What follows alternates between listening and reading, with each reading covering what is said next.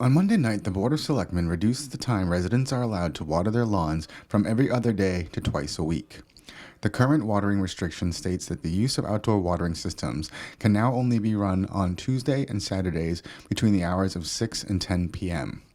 Last week, I met up with DPW Director John Sanchez, who was warning that high water usage and dry conditions were causing issues for the town's water supply. So this year is a particularly different year as far as water use. What we've seen is a high increase on the residential side of the water use, compounded by dry conditions that we're having right now, and people utilizing their irrigation systems a lot.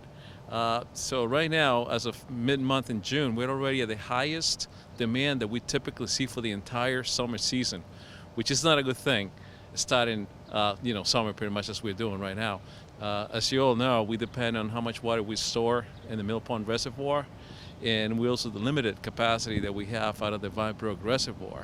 So those two combined will not allow us to carry the same amount of water that we're currently using today throughout the 120 days of the summer season. So once again, I really ask our residents and businesses to abide by the restrictions that we currently have in place.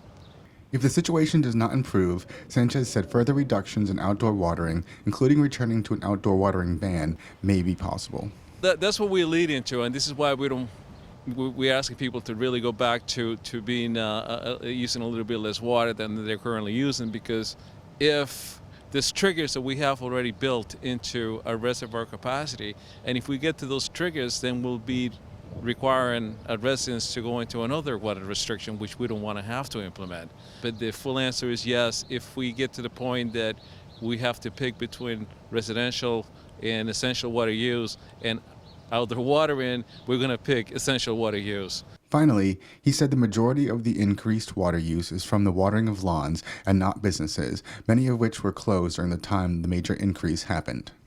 Interestingly enough, and we always get asked about all the businesses and all the water that the businesses use, and during the pandemic, what we saw a slight decrease, obviously, on the water use because businesses were out.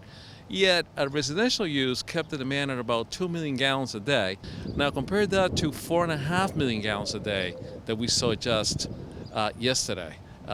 There's an increase of over twice the amount of water that we're using, and we know that that water is going into watering the lawns. Interestingly enough, we all know that businesses are not open yet, so it's not like all those businesses are using any of their water. So we know where the water is really going, and it's to water in those lawns. From Burlington Town Hall, I'm BNEWS Director Rich Osford.